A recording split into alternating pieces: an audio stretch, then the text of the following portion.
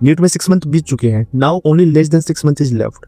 अभी तक 6 मंथ में तुमने क्या किया ये इंपॉर्टेंट तो है ही, बट इन बच्चे को 6 मंथ में तुम किस तरीके से यूज करते हो 6 मंथ को एक काफी इंपॉर्टेंट होता है, specially for your selection.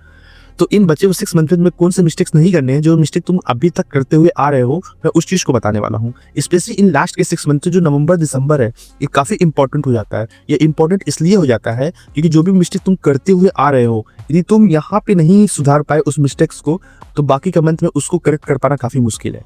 Mistakes काफी छोटी छोटी हैं, बट यदि तुम इसको टाइम रहते नहीं करेक्ट किए, तो तुम्हारे इससे सिलेक्शन हैम्पर हो सकता है, और जो तुम्हारा ड्रीम है इसी ड्रीम कॉलेज में पहुंचने का, साथ तुम वहां पे ना पहुंच पाओ। तो टाइम रहते ये जो मैं मिस्टेक्स बता रहा हूँ उस मिस्टेक को करेक्ट कर लेना। तो यार वीडियो को स्टार्ट करते हैं।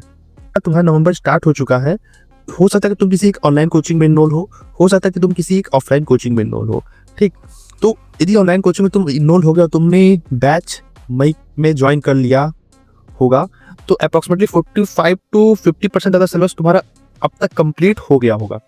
या तुम किसी ऑफलाइन कोचिंग में होगे तो सेम कंडीशन वहाँ भी होगा, बट यार ऑफलाइन कोचिंग का कंडीशन थोड़ा सा पुअर होता है। वहाँ पे थोड़ा सा कोर्सेज स्टार्टिंग में काफी स्लो पढ़ाते हैं, लास्ट में काफी पेस के साथ वो क्या करते हैं, खत्म कर देते हैं।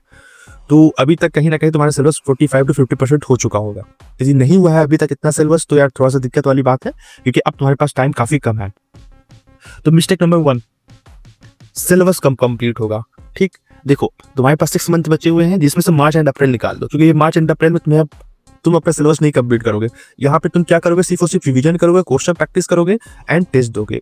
तो March and April is not for completing the syllabus. ठीक, यहाँ पे सिर्फ और सिर्फ क्या होगा, रिवीजन चलेगा। तो सबसे पहली बात है कि तुम्हारा सिलेबस कब खत्म हो रहा है। यदि तुम अपना सिलेबस फरवरी के एंड तक नहीं खत्म कर पा रहे हो, तो काफी दिक्कत वाली बात है। क्योंकि यदि तुम मार्च में जाकर कंप्लीट करोगे या फिर अप्रैल में जाकर अपना सिलेबस कंप्लीट करोगे, तो फिर रिवीजन कब करोगे। तो ट्राई इट कि सिलेबस फरवरी के लास्ट तक कंप्लीट हो जाना चाहिए। ठीक, मार्च में नहीं तुम्हारा सिलेबस जाना चाहिए। तो फरवरी से पहले कंप्लीट कर लेते हो तो काफी अच्छी बात है। एंड अभी कैसे कंप्लीट करें भाई, देखो कुछ चैप्टर्स तुम खुद से पढ़ सकते हो। ठीक है, सारे चैप्टर्स में तुम्हें कोचिंग पे डिपेंडेंट नहीं रहना है। मान लो तुम्हारी कोचिंग का सिलेबस 15 मार्च तक कंप्लीट हो रहा है, तो ट्राई करो कुछ चैप्टर थोड़ा आधे घंटे टाइम निकाल कर तुम खुद से पढ़ना स्टार्ट कर दो। तो सपोज डेट की मान लो तुम फिजिक्स में यार मॉडर्न फिजिक्स तुम अभी से पढ़ना चालू कर दो। बायोलॉजी में जो इकोलॉजी वाला पोर्शन है, तुम अभी से थोड़ा सा पढ़ना चालू कर दो। डेली ज्यादा नहीं तुम्हें पढ़ना, डेली के 45 to 50 मिनट्स तुम उसको दे सकते हो। तो कहीं ना कहीं तुम्हें अपना सिलेबस दिमाग में रखो कि फरवरी से पहले खत्म करना, उसके बियॉन्ड आपको नहीं जाना है। यदि तुम जनवरी में खत्म कर पा रहे हो, वेल एंड गुड। ठीक, दूसरा जो मिस्टेक है वो है तुम्हारा बैकलॉग। ये तुम्हारा अभी तक किसी चैप्टर्स का बैकलॉग हो गया है, तो बैकलॉग कवर करने का जो तुम्हारे पास मंथ है वो सिर्फ नवंबर दिसंबर है। यदि तुम यहाँ पे अपना बैकलॉग नहीं कवर कर पाए, तो जनवरी फरवरी में बैकलॉग कवर करना काफी मुश्किल हो जाएगा, क्योंकि जनवरी फरवरी में जो सिलेबस है काफी पेस के साथ आगे बढ़ेगा, प्लस तुम्हारे ऊपर रिवीजन का ही प्रेशर होगा जो कि तुम ऑलरेडी पढ़ चुके हो। तो यदि यहाँ पे तुम बैकलॉग नहीं कवर कर पाए, तो बाकी के मंथ में कवर कर पाना मुश्किल है। तो ट्राई करो कि नवंबर दिसंबर में जो भी जिस चैप्टर्स का तुम्हारा बैकलॉग है, उस बैकलॉग को तुम कवर कर लो। अब कवर कैसे करोगे यार, डेली के देखो जो डेली तुम्हारा शेड्यूल है उसमें से 1.5 आवर्स से लेकर 2 आवर्स तो क्या करो, बैकलॉग कवर करने को दो। ठीक है, एंड तुम जो तुम्हारे बैच के लेक्चर्स है, तुम वहां पे जाने की वजह तुम क्या करो, तुम वन शॉट की तरफ जाओ। ठीक है, वन शॉट तुम्हारा पहली बात तो कम टाइम ड्यूरेशन में तुम्हारा पूरा चैप्टर्स की थ्योरी कवर हो जाएगी। दूसरी चीज यार, वन शॉट देखने के बाद तो अलग से क्वेश्चन प्रैक्टिस कर लो। ठीक, तो बैकलॉग कब कवर करना, बैकलॉग भाई नवंबर दिसंबर में कवर कर लो, जितने भी चैप्टर्स के बैकलॉग है। हो सकता है 2-3 चैप्टर्स के तुम्हारे बैकलॉग है, कवर कर लो यहाँ पे। बाकी उसको जनवरी फरवरी में मत छोड़ना, या फिर ये थॉट दिमाग में मत लाना कि जब मेरा पूरा सिलेबस कंप्लीट हो जाएगा तब मैं जाकर बैकलॉग कवर करूंगा। भाई फिर रिवीजन कब करोगे।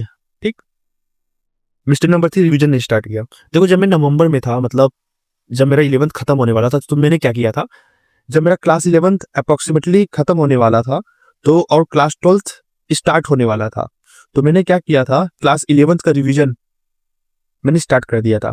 मैंने वहां पे क्लास नोट्स से प्लस PYQ वगैरह लगाना सब चीज स्टार्ट कर दिया था। इससे मुझे फायदा क्या हुआ कि जब मेरा क्लास 12th खत्म हुआ, तो मैंने क्लास 11th ऑलरेडी मैं रिवाइज कर चुका था, एंड क्लास 12 तो मैंने रिसेंटली पढ़ा था, तो उसका मैक्सिमम चीजें मुझे आती थी।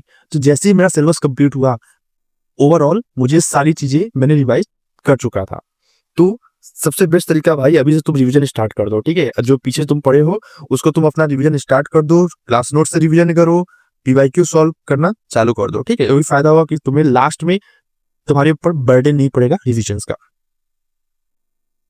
मिस्टेक नंबर 3, टेस्ट को इग्नोर करना। भाई देखो, यदि तुम अभी तक टेस्ट को इग्नोर करते हुए आ रहे हो, तो ये तुम्हारी लाइफ का सबसे बड़ा मिस्टेक हो सकता है। ठीक, अभी तुम्हारा सिलेबस कंप्लीट नहीं हुआ है तो तुम मॉक सिलेबस टेस्ट नहीं दे सकते, लेकिन हाँ, जो तुम्हारी कोचिंग में जो पार्ट वाइज टेस्ट होते हैं, जो वीकली टेस्ट होते हैं, उसको जरूर दो। ठीक, क्योंकि देखो, पेपर में जो तुम 3 घंटा पेपर में बैठोगे ना, वो 3 घंटा पेपर में बैठना इट इज एन आर्ट। कि वहाँ पे जो 3 घंटा तुम बैठोगे, तुम्हें पूरे कंसंट्रेशन के साथ पेपर में बैठना है। तो उस 3 घंटे के लिए तुम्हें अपने माइंड को ट्रेन करना पड़ेगा, और जो ट्रेन है तुम 1 दिन में नहीं कर पाओगे, 2 दिन में नहीं कर पाओगे, 3 दिन में नहीं कर पाओगे। तुम्हें डेली अपने माइंड को उस पर्टिकुलर 3 घंटे के लिए तुम्हें ट्रेन करना है, ताकि उस पर्टिकुलर 3 घंटे में तुम फुल कंसंट्रेशन के साथ बैठ पाओ और तुम पेपर लिख पाओ। तो तुम्हें यहाँ से पार्ट वाइज टेस्ट नहीं छोड़नी है, ठीक है? जैसे तुम्हारा सिलेबस कंप्लीट होता है, तुम फुल सिलेबस टेस्ट देना स्टार्ट कर दो।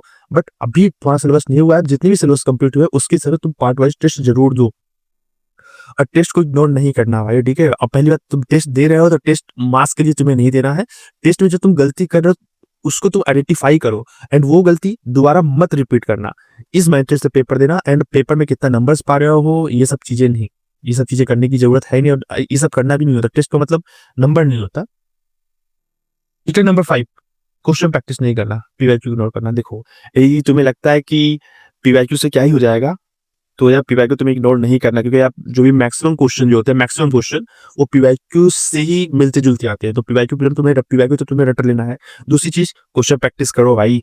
देखो, थियरी पढ़ने से काम नहीं चलने वाला, ठीक है? तुम्हें क्वेश्चन प्रैक्टिस करना है, करना पड़ेगा। जितना क्वेश्चन प्रैक्टिस कर पाओ करो, ठीक है? Unlimited number of question practice करो, अभी से क्वेश्चन प्रैक्टिस करना टाइम शुरू कर दो, एंड टाइम फ्रेम लगा के डेली फिजिक्स, केमिस्ट्री, बायोलॉजी के क्वेश्चन जरूर सॉल्व करो, ठीक है? मान लो बायोलॉजी क्वेश्चन अभी तुम नहीं सॉल्व भी करते, लेकिन फिजिक्स, केमिस्ट्री के तो क्वेश्चन सॉल्व करो ही करो, ठीक है? डेली के 30-30 क्वेश्चन अलग से, जो तुम पढ़ रहे हो वो तो डिफरेंट चीजें हैं, बट अलग से डेली के 30 क्वेश्चन फिजिक्स के, 30 क्वेश्चन केमिस्ट्री के जरूर लगाओ, ठीक है? ये चीजें तुम्हें लगता है कि काफी छोटी छोटी चीजें हैं, बट यही चीजें लास्ट में एक मेजर डिफरेंस क्रिएट करती हैं। एंड मिस्टेक नंबर 6 सबसे इंपॉर्टेंट है यार, ओवर थिंकिंग। भाई देखो, तुम यहाँ पे स्टैंड कर रहे हो ना, तुम्हारे दिमाग में एक सबसे बड़ा चीज यही आ रहा होगा कि यार मेरा इस साल सिलेक्शन नहीं हुआ तो क्या होगा। ऐसे थॉट्स सबके मन में आते हैं, चाहे वो टॉपर हो या फिर एक एवरेज स्टूडेंट हो, ठीक है? मैं भी जब था, मेरे दिमाग में भी यही थॉट्स आते थे। देखो, इसका बेस्ट सोल्यूशन यही है कि तुम अपने आप को थोड़ा आइसोलेट रखो, ठीक है? अपने फ्रेंड्स वगैरह से ज्यादा बातें मत करो। मतलब एक होता है ना कि जब अपने फ्रेंड्स से थोड़ा मार्क्स के बारे में डिस्कस करते हो, वो तुमसे अच्छा परफॉर्म कर रहा होता है, तो ये चीजें सुन के तुम्हें खुद डिमोटिवेटेड होता है, तुम खुद अपने आप को इंफीरियरिटी कॉम्प्लेक्स में डाल लेते हो। तो सबसे बेस्ट तरीका है कि तुम थोड़ा सा अपने आप को आइसोलेटेड हो, दूसरे के नंबर्स वगैरह से तुम्हें कुछ भी लेना देना नहीं है, दूसरे का नंबर्स वगैरह मत पूछो। दूसरी चीज, तुम्हें किसी से बात भी करना तो तुम अपने पेरेंट्स से बात करो इस चीज को लिए, ठीक है? एंड इससे तुम्हारा, देखो, ओवर थिंकिंग जितना भी करोगे ना, उससे तुम्हारा कोई भी बेनिफिट नहीं होने वाला है। इससे सिर्फ और सिर्फ तुम्हारा जो प्रोडक्टिविटी है वो डिक्रीज होगी। तो इसका करने का कोई मतलब नहीं है, बट देखो, ये सबके साथ होता है, ठीक है? तुम्हें लगेगा कि सिर्फ तुम्हारे साथ ऐसा नहीं, ये हर एक बंदे के दिमाग में ऐसा थॉट्स आता है, तो इट्स वेरी कॉमन। बट सबसे बेस्ट तरीका ये है कि तुम इससे जितनी जल्दी बाहर निकल जाओगे ना, वो तुम्हारे लिए उतना ही बेटर होगा। तो आई थिंक मैंने ये जो छोटे छोटे मिस्टेक्स बताए हैं, ये तुम्हें लगता है कि काफी छोटी मिस्टेक्स है, बट ये जो मिस्टेक है ना, ये एक मेजर डिफरेंस क्रिएट करती है